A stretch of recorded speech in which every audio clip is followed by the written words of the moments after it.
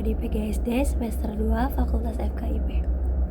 Pada kesempatan ini, saya akan menjelaskan materi tentang karakter keislaman, khususnya mengenai tohara atau bersuci. Nah, teman-teman, dalam kehidupan sehari-hari, kita itu sering melakukan ibadah seperti sholat. Namun, seringkali kita lupa bahwa sebelum melakukan ibadah, ada syarat penting yang harus dilakukan, yaitu kesucian diri. Disinilah pentingnya memahami toharoh, karena dalam Islam, ibadah tidak akan sah tanpa bersuci terlebih dahulu.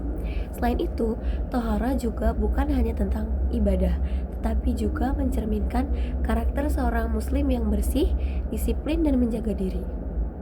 Nah, toharoh itu secara bahasa berarti an-nazafah, yaitu bersih, juga an-nazahah yang artinya suci.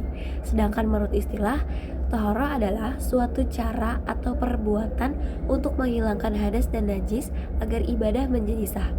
Artinya, sebelum kita sholat, kita harus memastikan tubuh kita suci, pakaian kita bersih, tempat kita tidak najis. Nah, dalam Islam, air dibagi menjadi beberapa jenis, karena tidak semua air bisa digunakan untuk bersuci. Yang pertama, air suci mensucikan, yaitu tahir mutahhir. Ini adalah air yang paling penting dalam bersuci. Ciri-cirinya bersih, tidak berubah warna, rasa, dan bau, bisa digunakan untuk berwudu dan mandi.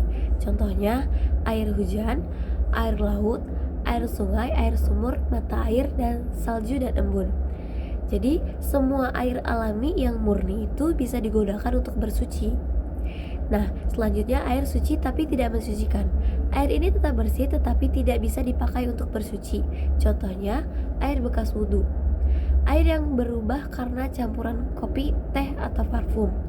Jadi, walaupun terlihat bersih, tapi tidak sah untuk digunakan bersuci.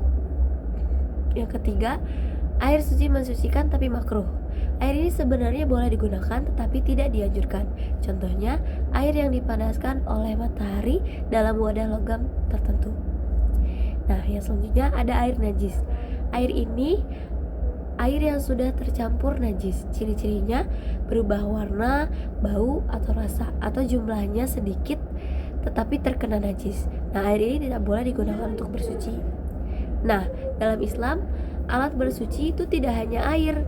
Nah, ada beberapa alat untuk bersuci, yaitu tanah, batu atau benda lain, juga air.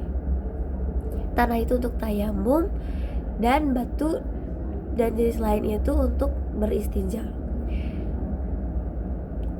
Nah, istinja itu membersihkan najis. Nah, najis yang dibersihkan itu setelah buang air kecil dan buang air besar. Bisa menggunakan air, batu, dan tisu. Syaratnya suci, tidak mudah hancur, dan bisa membersihkan. Ini penting karena najis yang tidak dibersihkan akan membuat ibadah kita tidak sah. Nah, jenis-jenis hadas. Yang pertama ada hadas kecil. Hadas kecil adalah keadaan tidak suci yang bisa disucikan dengan wudhu. Penyebabnya buang air kecil, buang air besar, kentut, dan tidur nyenyak. Dan selanjutnya ada hadas besar. Hadas besar harus disucikan dengan mandi wajib.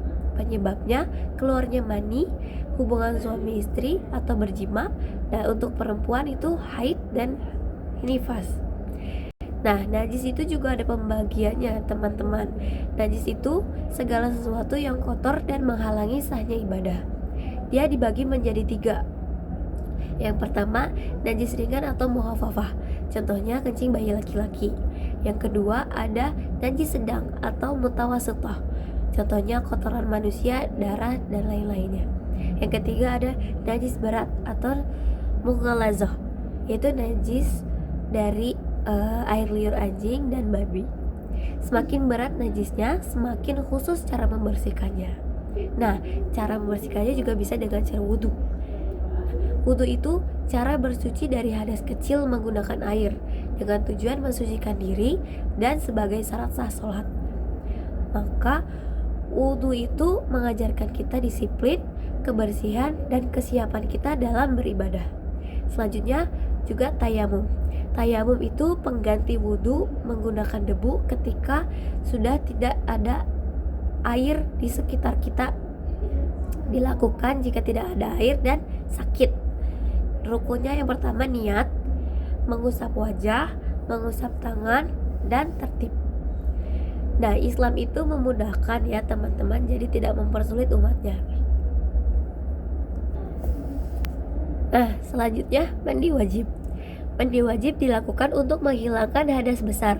Penyebabnya keluarnya mani, hubungan suami istri atau berjima, dan yang terakhir itu haid dan nifas. Rukunnya yaitu niat dan mengalirkan air ke seluruh tubuh. Nah, dari materi ini kita bisa belajar bahwa tohara itu membentuk karakter disiplin, yaitu selalu bersuci sebelum beribadah. Yang kedua, bersih dan sehat karena kita menjaga kebersihan tubuh. Yang ketiga, tanggung jawab karena kita memastikan ibadah kita sah. Yang keempat, kesadaran diri, yaitu menjaga kesucian lahir dan batin. Jadi, tohara itu bukan hanya aturan, tapi juga membentuk kepribadian muslim yang baik. Dari penjelasan di atas dapat disimpulkan bahwa tohara adalah dasar dari ibadah. Bersuci menentukan sah atau tidaknya sholat, dan Islam sangat menekankan kebersihan sebagaimana hadis Nabi, ana zolfatu minal iman, kebersihan sebagian dari iman. Dan tohara juga membentuk karakter muslim yang disiplin dan bertanggung jawab. Demikian yang dapat saya sampaikan. Semoga materi ini dapat menambah wawasan kita dan membuat kita lebih sadar akan pentingnya bersuci dalam kehidupan sehari-hari. Wabillahi taufiq wal hidayah. Wassalamualaikum warahmatullahi wabarakatuh.